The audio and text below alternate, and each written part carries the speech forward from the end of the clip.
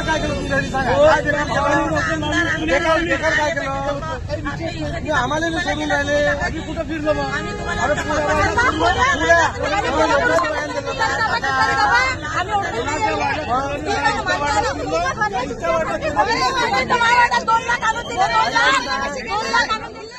वर्धा जिल्ह्यातील आर्वी शहरात भाजपचे विधान परिषद आमदार दादाराव केचे यांना महिलांनी भर रस्त्यात घेरत जाब विचारला।